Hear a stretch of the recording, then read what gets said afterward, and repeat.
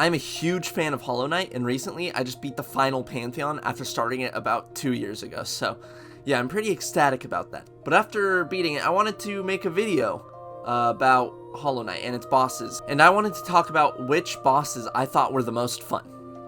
Now, let me get this out of the way.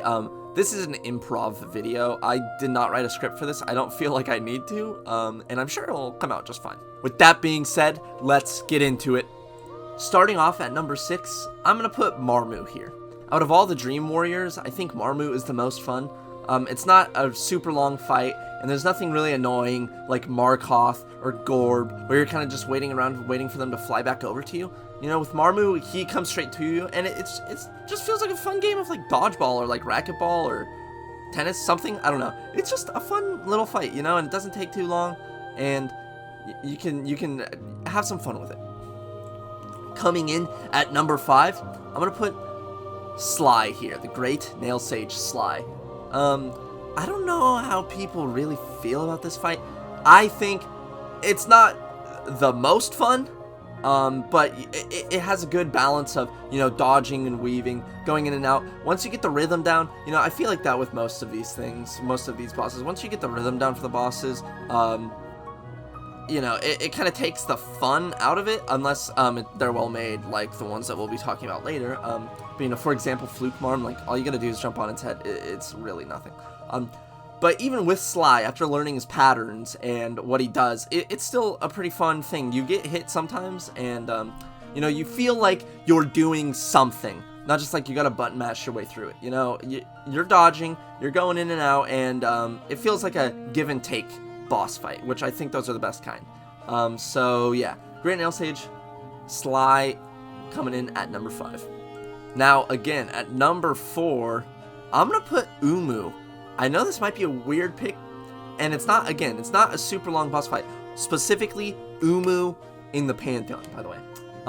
Even the one without the Pantheon, it's a cool little story boss, you know? Like, I don't know. I think the one in the Pantheon, I like the way they incorporated using the different jellyfish to hit him, you know, to get his shields down, and like, you know, it feels satisfying to do that, and then if you get enough hits in, you get the right amount of hits in, you can take him down pretty quickly, and it's just a satisfying boss fight. I like boss fights that incorporate other mechanics from the game into the boss fights. So yeah, Umu coming in at number 4.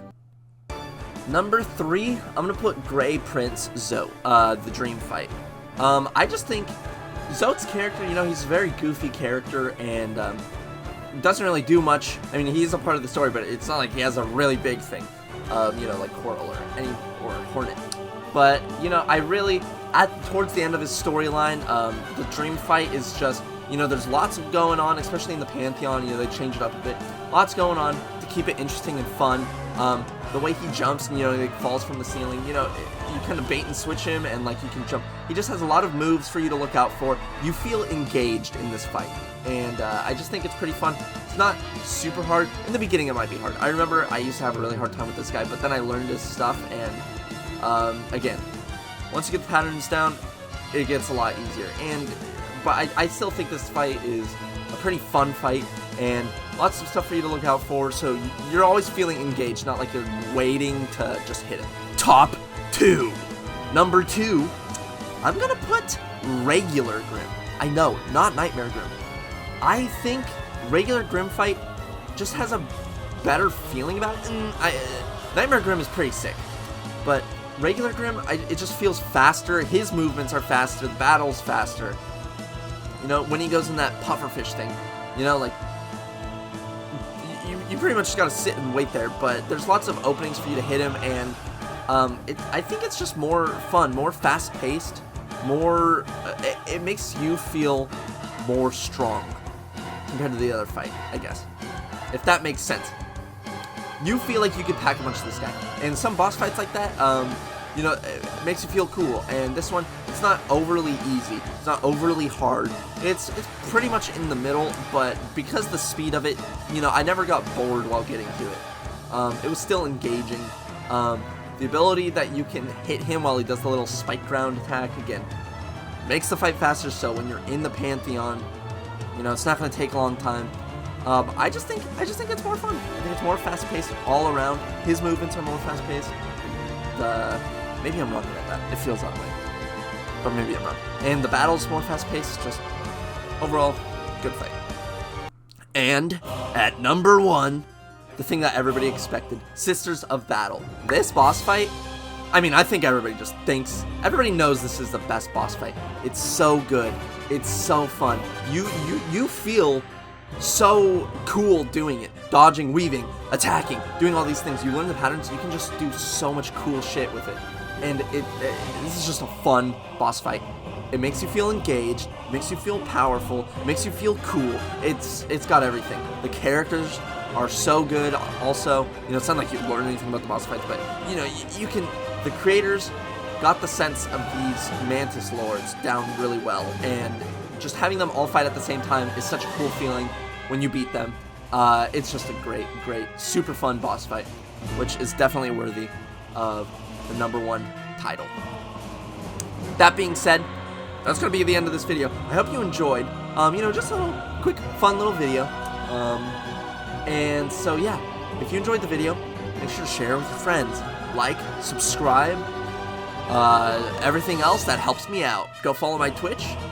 Do whatever, man.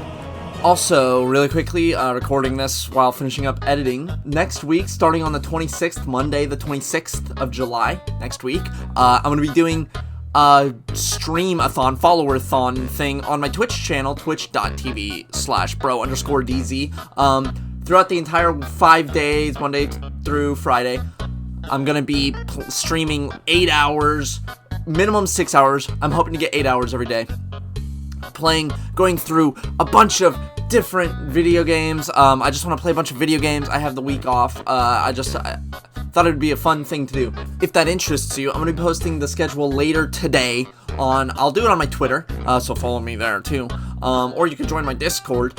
But yes, I look forward to that. I would hope to see you there. It's going to be a good time, going to be a fun time.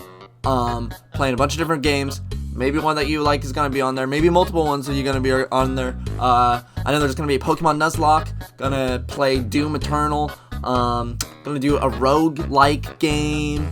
Going to do Into the Breach. I'm addicted to that right now, and I want to play that. So, a bunch of different games. So if that interests you, follow me at twitch.tv/bro_DZ, bro_DZ. The link is in the description as well. And follow me on Twitter, also the link in the description. And yeah, I'll post a comment with a link to my Discord.